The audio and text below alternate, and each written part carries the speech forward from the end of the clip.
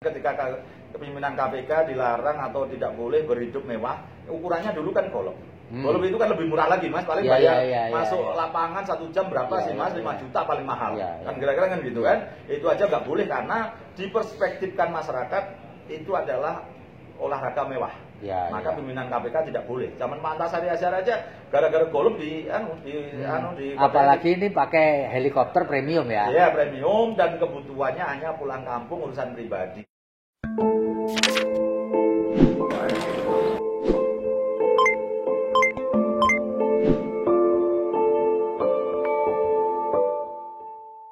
Mas Bonyamin, ini lompat dari persoalan yang Pak Joko Chandra. Kemarin kan Anda dikonfirmasi lah dengan Pak Ketua KPK, Pak Firly Bahuri terkait dengan penggunaan helikopter ketika beliau berada di Sumatera Selatan.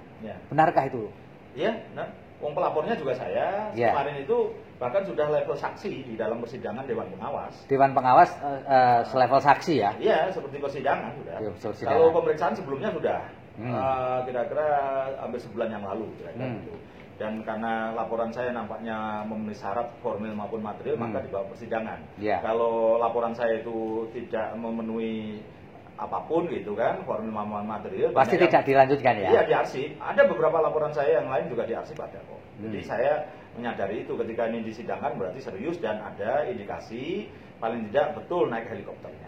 Dan nyatanya kemarin ketika dalam sidang Dewan Pengawas, Pak Firly juga mengakui memang naik helikopter. Sudah klop, selesai urusannya begitu. Bahwa persepsi mewah dan tidak mewah. Itu soalnya ya. Jadi yang penting fakta bahwa beliau menggunakan helikopter benar diakui. Ya kan. Lalu apalagi ini sidangnya rahasia, tidak boleh dibuka, tapi ya karena ini menyangkut saya pelapornya gitu kan, saya buka aja juga. Itu kan sidangnya tertutup kan, gitu kan. Tapi kalau ada resiko saya dinyatakan membocorkan sidangan, ya saya ambil resiko itu, nggak apa-apa Mas. Iya.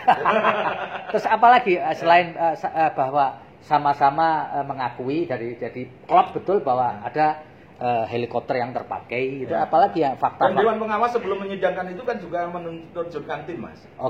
Pasti memverifikasi termasuk kepada perusahaan helikopter. Nyatanya besok Senin itu adalah untuk memanggil saksi dari perusahaan helikopter. Nah, selesai kan di situ. Artinya sudah selesai dalam hal itu. Dan saya kan hanya dikonfirmasi, diklarifikasi ulang terhadap laporan saya dengan segala bukti yang saya lampirkan, foto segala macam itu. Satu selesai. Kedua, kemudian kesaksian saya menjelaskan tentang rekonstruksi. Saya kan pernah menjalankan rekonstruksi ya? Iyalah. Istilahnya rekonstruksi pribadi lah ya? Iya, bergaya lah Mas. Itu detektif partikelir pun jadi ya rekonstruksi lah gitu kan. Karena apa pemicunya? Pak Alek Barwata, Wakil Ketua mengatakan, kenapa Pak Firly harus pakai helikopter? Karena satu, perjalanannya jauh, butuh 7 jam. Kalau itu macet lebih lama lagi. Jalannya juga rusak. Kan gitu kan? Karena banyak truk batu bara.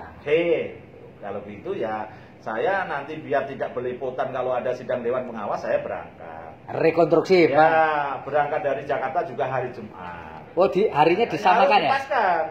Itu nanti kalau kamu kalau memang lain. Gitu. Terus masuk Palembang, saya nginep di hotel yang sama, Hotel Arista. Yang diinapi oleh Pak Firly. Ya itu hotel bintang 5 itu. Lah iya, meskipun saya juga agak pakai kantong sendiri, waduh, ya mahal banget ya, gitu kan. Apa demi kebaikan. Sampai dulu kok mau keluar duit gitu loh ya. Nginep di hotel yang sama Arista. Lanjut. Jumat malam nginep. Saya kemudian Sabtu pagi gitu minta temen yang punya mobil double kabin gitu kan. Yang khawatir saya nanti jalannya rusak bener kan gitu kan, pikirannya gitu, kalau nanti mogok macet terlalu kan tidak ada alasan lagi kan gitu kan. Berangkat jam tujuan lah pagi pokoknya, sempat sarapan makan bubur di pinggiran kota, terus jalan. Dan teman saya memang tahu jalan jalur lingkar yang baru-baru, dan ini kalau Pak Firly pakai yang sama, pakai koridor pasti juga tahu jalan itu. Karena ini jalur lingkar, tidak perlu masuk kota Prabu Mule, tidak perlu. Mas Bonyamin pakai koridor enggak? Enggak. Oh enggak ya, biasa. Hebat banget gitu. Iya. Lanjut, terus. Tidak pakai koridor dan saya tidak boleh ngebut. Saya katakan gitu. Normal. Karena juga double kabin kan untuk ngebut juga nggak bisa kan, Mas? Kan gitu kan. Dan itu masih ada 2 orang di belakang yang saya suruh nyoteng jalan. Jadi di baknya terbuka itu teman saya. Oh, jadi ada dokumentasinya juga? Ada dokumentasinya. Wah, gitu. Niat bener ini. Nah, gitu kan. Di belakang saya paksa teman saya, jadi saya bersama 4 orang, saya di depan sama yang punya mobil, di tengah ada, di belakang yang bak terbuka itu. Nyoteng gitu kan. Terus kemudian berjalan sampai sana sekitar jam 11-an sudah nyampe juga. Pokoknya sebelum jam 12 lah. Jadi nyampe. Mas Bonyamin berangkat jam 7. Ya. Jam 11 nyampe? Ya. Berarti 8, 9, 10, 11, 4 jam? Ya 4 jam setengah lah Mas gitu kan, karena ya agak mendekati jam 12 ingat saya begitu. Pokoknya sebelum duhur lah, sebelum adzan duhur. Nyampe lokasi di kota? Di desa Lontar sebelah. Lontar sebelah? Ya artinya lontar apa gitu, ada lontar. Pak Firly lontar aja, Pali lontar atau apa gitu, memang prosesnya begitu, harus parkir di situ seberang sungai, karena ini jembatan gantung yang untuk nyebrang jalan. Itu masuk kabupaten Oku. Ogan Komering Ulu. Ulu kalau tidak salah, Oku apa Oki aku paling tidak ingat, tapi Batu Raja Mas. Batu Raja. Ya. Kecamatan Muara Jaya di Salontar kalau tempatnya Pak Firly. Dan Pak Firly ternyata kalau naik kendaraan sama dengan saya itu, parkir di situ, nyebrang jembatan gantung, terus lewat sawah sedikit, terus baru sampai rumahnya. Tapi kalau lewat jalan yang ada langsung ke rumahnya itu lebih jauh. Dan Pak Firly kalau bawa mobil tidak pernah lewat itu, pasti lewat sini dan dia jembatan. Dan memang senyatanya memang lewat gantung itu. Ya, Pak Firly selalu begitu. Saya tanya, saya nemuin kepala desanya juga orang-orang di sekitar itu menceritakan, kalau Pak Firly parkirnya di situ. 4 jam setengah ya? Iya, 4 jam setengah. Gitu, sekitar itu. Jalanan bagus? Bagus. Artinya rusak lalu ada. Karena ini jalur lingkar baru semua, Mas. Dan tidak boleh dilewati oleh batu bara. Jadi tidak macet. Jadi reasoning itu enggak lah ya? Ya, kalau 5 tahun yang lalu namanya karena belum ada jalur lingkar, semua dilewati truk batu bara dan harus masuk kota. Setelah nyampe di situ apa yang Pak Mas Bonyamin lakukan? Ya saya berusaha seperti orang mudik aja. Kalau Pak Firly mau ke kuburan orang tuanya, saya ketemu orang, terus menikmati itu sungainya itu jernih, jembatan gantung, selfie lah Mas, foto-foto, terus ketemu kepala desanya juga kebetulan. Terus balik lagi ke Palembang kapan? Ya langsung hari itu juga. Langsung hari itu. Sekitar saya di situ 1 jam setengahan lah ya. Kira-kira saya anggap Pak Firly paling sekitar itu lah gitu kan. Pulang terus sempat mampir Prabu Mulih di tempat temen yang ngobrol, nyantai, terus baru pulang lagi sebelum maghrib sudah sampai hotel lagi. Jadi sebelum maghrib sudah masuk ke Arista lagi hotel. Artinya relevansi bahwa ini butuh cepat itu menjadi tidak terbukti. Kalau paling tidak menurut versi saya terbantahkan. Dan nyatanya Pak Firly juga nginep lagi baru pulang minggunya. Dan tidak ada kegiatan officially, kegiatan dinas satupun selama itu. Jadi hanya betul-betul pulang kampung. Betul-betul pulang kampung. Jadi balik ke Jakarta minggunya. Minggunya masih cukup kan? Kalau kalau perlu pulang kampung nginep di rumahnya orang tuanya kan juga boleh-boleh aja, nggak masalah kan? Masih keburu ya? Ada familinya juga di situ. Masih keburu, pulang besoknya juga masih keburu. Tapi dengan cara saya itu aja cukup kok. Dengan cara saya, yang saya juga berhenti di situ 1,5 jam itu, pulang masih mampir rumah temen lagi di Prabu Mulih, terus kemudian masih sebelum maghrib. Kalau paling tidak kalau toh harus malam kan belum jam 12 malam, belum jam 1 malam kan gitu kan. Mas Bonyamin, kalau beliau naik heli itu terus mendaratnya di mana Mas? Di sebelahnya jadi di jalan yang dicor itu dari semen itu kan cukup, hanya butuh 6 meter aja cukup itu. Di jalan kampungnya itu kan memang ada yang lebar gitu, ada. Dan sudah dipersiapkan di situ. Mungkin kalau ada pohon-pohon ya juga dirapikan lah. Tapi memang sudah disiapkan di situ. Sudah disiapkan. Biasanya Pak Firly juga pernah naik helikopter miliknya Polda, zaman Kapolda. Dan waktu itu airnya sawahnya kering di sawah di sebelahnya yang sini, yang dekat saya lewat itu tadi gitu. Warga juga begitu mengatakan begitu. Artinya pada saat jadi Kapolda dia pernah naik helikopter pulang kampung. Tapi kalau dalam posisi jangankan ke pulang kampung ke rumahnya yang bagian Sumatera Selatan, di Lubuk Linggau pun ya boleh aja pakai helikopter karena bisa jadi sambil kedinasan memantau wilayah. Tapi kalau ketua KPK kan tidak ada urusannya dengan wilayah. Iya. Dan nyatanya juga tidak ada korupsi di Batu Raja yang ditangani KPK kan gitu kan. Iya. Kira-kira kan gitu kan. Nah, dari sisi itu juga kemudian helikopternya saya anggap itu kenapa mewah, karena memang jenis mewah, jenis premium. Jenis premium ya. Bukan capung Mas. Tapi itu tahu nggak Pak Bonyamin, ongkosnya kalau nyewa itu berapa sih sebenarnya? Normal itu kalau tidak salah di angka berapa ya Mas? Di angka kalau yang paling rendah itu kan 1.400. Kalau yang itu bisa sampai 2.000 sampai 3.000. 2.000 3.000 kalau apa kita rupiahkan aja lah Mas. Ya. Kira-kira itu kan kalau yang capung itu sekitar antara 15 sampai 20 juta. Per jam. Per jam. Nah, kalau yang premium ini 40 sampai 50. 40 50 per jam. Per jam. Berarti kalau makainya itu dihitung mulai on-nya jam berapa, pulangnya jam berapa gitu ya? Iya, dan istirahat di sana pun dihitung jam. Makanya dihitung jam ya? Ya. Jadi artinya itu kalau menurut 3 jam. Kalau dia berangkat 1 jam, di sana istirahat 1 jam, balik lagi 1 jam. Kalau 3 jam berarti 120 jutaan ya? 100-an lah Mas, katakan gitu. Iya. Kalau itu pun dihitung dari Jakarta Mas, itu harus hitung juga. Karena kalau dia home base-nya Jakarta, berangkat ke sana 2 jam, dicas 2 jam Mas. Oh, itu helikopter home base-nya Jakarta? Iya, kosong atau isi itu sudah dicas ya? Ya. Pulangnya juga begitu. Dan nampaknya pulangnya bisa jadi kalau nggak salah kemarin itu oleh Dewas katanya juga dinaiki Pak Firly besoknya lah. Kalau malam juga dianggap nginep jalan kaki gitu kan. Misalnya kalau itu Jakarta Mas. Tapi anggap aja nggak itulah. Bisa jadi di helikopter sekarang pakai rute untuk Sumatera. Antara Palembang, Jambi sampai Medan pulang pergi karena masa corona kan bisa aja disewa. Dia seakan-akan seperti angkot udara gitu. Iya. Tapi setidaknya 3 jam. Setidaknya 3 jam. Kalau 3 jam normal kan 120. Dan perspektif saya sebagai orang desa Mas, helikopter meskipun capung itu sudah mewah Mas. Nah, artinya kan ketika kepemimpinan KPK dilarang atau tidak boleh berhidup mewah, ukurannya dulu kan golf. Golf itu kan lebih murah lagi Mas, paling bayar masuk lapangan 1 jam berapa sih Mas? 5 juta paling mahal. Kan kira-kira kan gitu kan. Itu aja nggak boleh karena diperspektifkan masyarakat itu adalah olahraga mewah. Maka pimpinan KPK tidak boleh. Zaman Pak Antasari Azhar aja gara-gara golf apalagi ini pakai helikopter premium ya. Iya, premium dan kebutuhannya hanya pulang kampung urusan pribadi. Betul, justru itu kan urusan pribadi saya bayar sendiri kenapa? Seperti golf tadi. Bayar sendiri kenapa? Kan gitu. Ada 2 hal, masyarakat masih dalam keadaan pandemi dan lebih banyak yang miskin. Kalau dipameri mewah-mewahan oleh pejabat itu kan pasti jengkel. Dan kejengkelan itu padahal ini lembaga yang butuh kepercayaan masyarakat. Kepercayaan terhadap KPK pasti menurun. Oh, bisa aja. Gara-gara kamu bongkar jadi semua rakyat tahu. Bukan begitu. Kalau ini kita biarkan bisa lagi besok bermewah lebih lagi dan kebongkar orang lain lagi kan lebih celaka lagi. Tapi menurut yang sampean tahu, Mas Bunyamin tahu itu bayar ya Pak Fik? Mengaku bayar. Kalau itu bayar. Tapi bayarnya kira-kira selevel 1 jam lah Mas. Tapi kan bisa aja karena corona, karena didiskon juga bisa. Nah, saya sebenarnya tidak konteks itu. Kalau Dewan Pengawas kemudian melihat lebih jauh lagi, sana urusannya KPK. Dewan Pengawas bisa jadi kalau diskon bisa jadi gratifikasi. Kalau ternyata pemilik perusahaannya tadi punya konflik kepentingan kaitannya perkara di KPK, lebih lagi kan gitu kan? Ya terserah monggo itu Dewan Pengawas. Tapi itu kan analisa liar yang saya pun juga punya, tapi saya tidak ingin terjebak sesuatu yang liar. Harus ada saya makanya titik masuknya adalah bergaya hidup mewah. Selesai itu aja. Lalu sarannya Mas Bunyamin gimana? Terkait dalam persidangan itu dan juga saya sampaikan kepada publik kemarin bahwa nampaknya saya ini kan menderita yang lama itu kan berkaitan dengan KPK.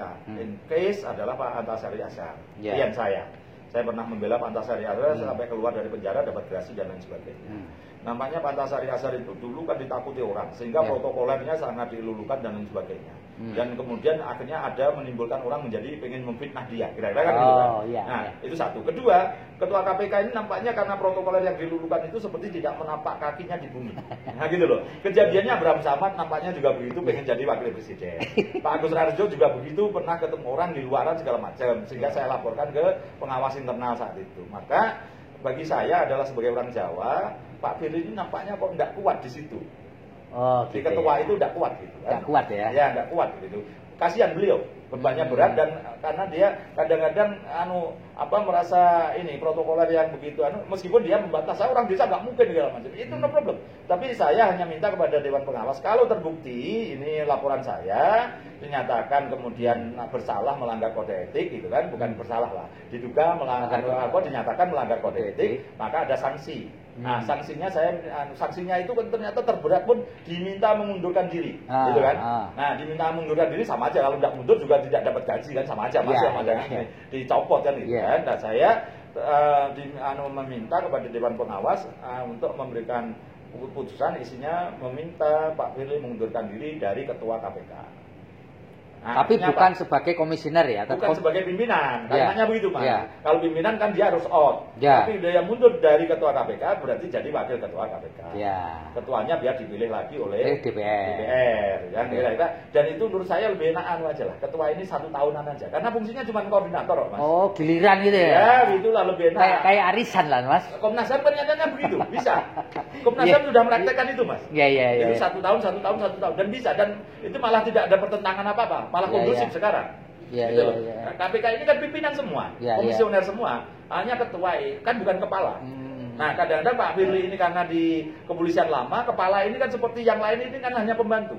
Nah nampaknya itu budaya ini belum bisa mindsetnya masih terbentuk kepala ya, bukan ketua ketika dia jadi wakil ketua, tidak tahu nanti tahun berikutnya bisa aja jadi ketua lagi, itu lebih enak. Dan itu nampaknya bisa kondusif ini. Karena kemudian ketua sebelum-sebelumnya ini di luar Pak Ruki gitu, artinya Pak Antasari, Pak Samad, Pak Agus Raharjo ini nampaknya menjadi ada problem di situ. Dan usulan saya kalau ini 1 tahun bergilir itu lebih enak itu. Lebih kondusif ya? Iya, seperti Mahkamah Konstitusi, ini KY, Komisi Yudisial, hanya sepenggal, 2,5. Atau separuh-separuh, 4 tahun, kalau nggak salah 2 tahun. Dan Komnas HAM 1 tahun. MK juga nampaknya ada beberapa case itu sering berganti. Nampaknya ketua ini kadang-kadang berpikirnya bukan ketua tapi kepala. Maka itu nampaknya supaya KPK ini ke depannya bagus, nampaknya tanpa ada eksiden ini pun nampaknya saya akan punya usulan yang sama bahwa ketua itu digilir aja lah. Mas Bonyamin, Anda ini kan telusuri nyari bahan itu kan memerlukan waktu, tenaga dan biaya. Terus apa kompensasinya? Sebenarnya kalau yang sekarang 5 tahun terakhir itu tidak perlu Mas, tenaga, biaya, pikiran pun tidak. Dengan zaman handphone yang ini, saya ini gampang aja, saya datang sendiri gitu. Ya. Materialnya datang sendiri. Ya, karena saya membangun ini kan sejak tahun 2005 masuk Jakarta. Tapi kan sampai pergi ke cuma itu aja tadi rekonstruksi ke Palembang itu kan juga sambil jalan-jalan liburan kan boleh, saya anggap aja begitu Mas. Nyatanya di sana ketemu teman-teman ini, terus saya diajak ke sana jalan-jalan. Kan biasanya ada orang ini yang berpikiran negatif, gitu Mas. Wah ini Mas Bonyamin ini ada sponsornya ini, gitu kan. Uang vaksin aja ada sponsornya, masa maki nggak ada sponsornya, kan gitu kan. Ini Mas Mahendra, saya yakinnya 5 tahun terakhir atau 10 tahun terakhir, saya itu pasti disadap oleh semua lembaga. Oh gitu ya? Pasti ya? Pasti, makanya saya kadang-kadang ganti handphone tapi juga bisa disadap lagi karena harus berhubungan wartawan. Gampang nyari nomor handphonenya, tanya wartawan udah tahu semua. Kan gitu kan, dan itu tersadap semua, jadi kalau saya satu dapat sponsor juga akan ketahuan. Kalau di order orang juga ketahuan. Kalau saya meres orang akibat data-data itu, saya pasti langsung ditangkap kan gitu kan.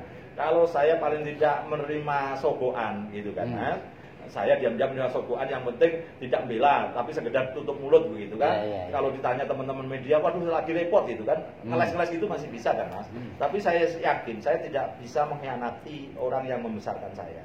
Yang membesarkan saya termasuk salah satunya media. Kalau saya menerima duit sama dengan saya mengkhianati media.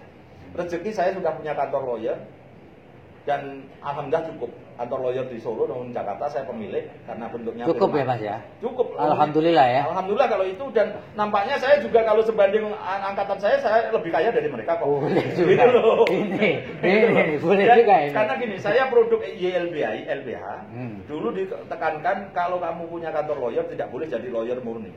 Harus punya fungsi sosial. Todung Mulya Lubis punya Yapusham dan Cetro. Buyung Nasution dulu punya apa di luaran. Terus misalnya Luhut Pangaribuan itu masih membela orang-orang miskin misalnya, gitu kan. Masih Tompul bahkan mendirikan LBH lagi. Mawar Saron itu. Kan kami alumni YLBHI itu ada fungsi sosialnya juga ya. Tidak mau suruh diam diri jadi lawyer murni itu nggak bisa. Tangan ini gatal aja rasanya. Jadi karena terbiasa dulu zaman apalagi yang YLBHI lama zaman Orde Baru Mas itu kan jadi oposisi, jadi lawan pemerintah. Satu-satunya oposisi yang dianggap diakui kan YLBI waktu itu. Tapi ada nggak Mas selama ini pihak-pihak yang mencoba untuk mengsponsori atau merangkul banyak Mas. Bahkan uang tutup mulut pun banyak. Gitu ya, ukurannya kalau cuma 4 miliar 5 miliar itu kecil. Bulanan Mas, bulanan. Boleh juga. Puluhan itu 4-5 miliar itu ya, bulanan. Ya EKTP dulu kira-kira di angka yang puluhan. Itu bukan hanya 10, puluhan lebih lagi gitu. Puluhan ya. Yang mencoba. Padahal cuman hanya diminta saya diam, tutup mulut gitu. Terus duduk manis lah sih. Duduk manis, tidak ngurusi itu, ngurusi yang lain lagi aja lah gitu. Kira-kira gitu permintaannya. Kalau hadiah atau tawaran gratifikasi di luar uang dan benda pernah nggak? Apa sih ya? Kalau gini Mas, saya balik dari orang-orang yang punya data atau orang-orang yang mensupport korupsi ke saya, data-data korupsi, ada yang ngasih uang 5 juta, 10 juta, ada Mas, saya akui. Mereka karena rata-rata ini ada yang kaya gitu, atau mungkin mantan pejabat yang dulu punya uang segala macam, tahu saya dikira saya miskin banget, saya dikasih uang transport gitu. Ya saya terima rezeki Mas kalau itu. Pokoknya enggak, maksudnya sampai ditawari istri baru atau apa, itu kan tawaran juga kan, bukan uang loh maksudnya kan. Ya, pernah nggak Mas? Makanya saya urusan pribadi tidak pernah mau itu kan gini-gini jadi Jadi kalau tawaran ada, bahkan pada waktu itu EKTP itu dari orang-orang yang berperkara itu saya disuruh minta apapun Mas. Dan waktu itu saya coba terjemahkan. Saya minta uang boleh, saham boleh, rumah boleh, mobil boleh, perempuan boleh semua disebut. Gitu loh. Itu artinya sampai level itu. Pokoknya saya disuruh minta apapun, bahasanya kalimatnya gitu. Tapi ya saya mohon maaf loh, saya mobil juga udah punya, rumah juga udah punya kan gitu kan, istri juga udah punya untuk apa. Berarti kayak iklan rokok. Saya minta kabulkan 3 permintaan Mas Bonyamin kan gitu. Enggak ada dikabulkan. Mas begini Mas. Anda kok hafal betul mulai dari, saya ingat betul Anda ketika menceritakan EKTP itu kayak Wikipedia berjalan lah kira-kira. Ini pun juga demikian sampai detail itu. Kiatnya sampai apa? Pertemuan di EKTP itu Grand Melia jam berapa, tanggal berapa itu tahu ya? Iya, kalau lihat catatan gitu saya masih masuk akal. Setia Novanto ketemu dengan Diah Anggraini, dengan Irman, dengan Sugiharto gitu. Iya kan gitu. Kalau sampean baca catatan, Anda baca catatan, saya masih bisa. Ini di luar kepala ini sejak kecil saya Mas, alhamdulillah dikaruniai IQ yang memang selalu ranking 1 itu kan lumayan lah, meskipun kampung desa kan. Jadi IQ-nya nomor 1 IQ ya. Ranking itu. Kedua, saya memang selalu memaksa otak saya tidak berdasarkan berkas. Saya harus berusaha hafal. Karena nanti seperti teman-teman kadang-kadang buktinya apa Mas, kamu percaya otak saya boleh, nggak percaya ya sudah. Jangan dimuat kan gitu, kadang-kadang kan begitu. Oh ya tetap dimuat Mas, tapi ada nggak bukti lain? Nah, omonganku ini sudah bukti saya kan gitu kan gitu. Jadi saya memaksa itu Mas. Jadi saya juga otak saya kan kemampuannya pasti terbatas. Maka saya tidak pernah mengingat, misalnya tadi pagi beli sabun harganya berapa, tanya Mas, saya ingat. Karena saya matikan itu. Fungsi-fungsi itu saya matikan tentang hal-hal yang tidak perlu saya gunakan nantinya, gitu. Misalnya beli apa, apalagi banyak ke sebuah minimarket gitu kan, belinya itemnya 10 gitu. Tanya harganya satu-satu, ditanya istri saya nggak ingat. Lu kok nggak kan udah tahu, saya memang mematikan itu, jangan dipaksa saya ingat gitu. Nanti otak saya nggak mikir yang lain nanti ya kan. Akhirnya istri saya paham, nggak pernah itu tanya begitu udah ya. Bahkan saya di dompet saya misalnya Mas, ada uang berapa, sudah saya pakai berapa dan tinggal berapa, itu misalnya itu ada yang mampu ngambil secara supranatural, pasti saya tidak tahu. Lupa mesti ya? Lupa Mas.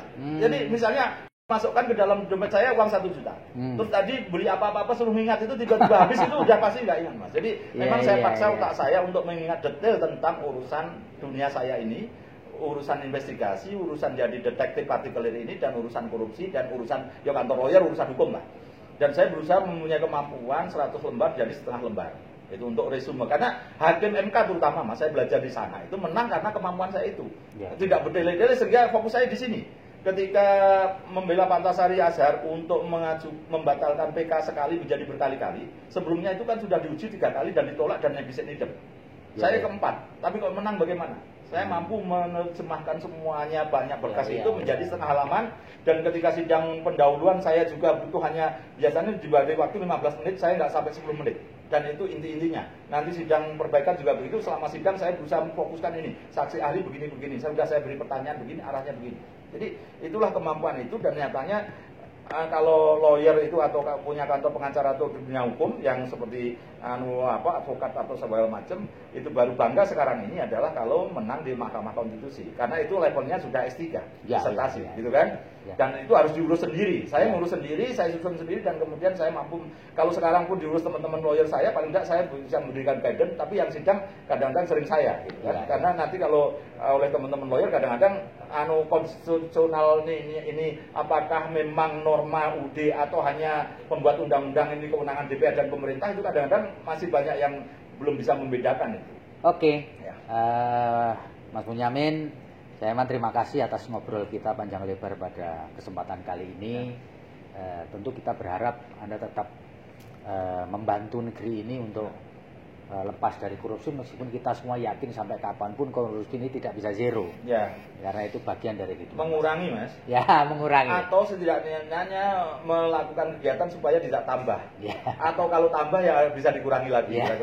Kira-kira begitu. Cuman itu Terima kasih. Assalamualaikum Assalamualaikum warahmatullahi wabarakatuh.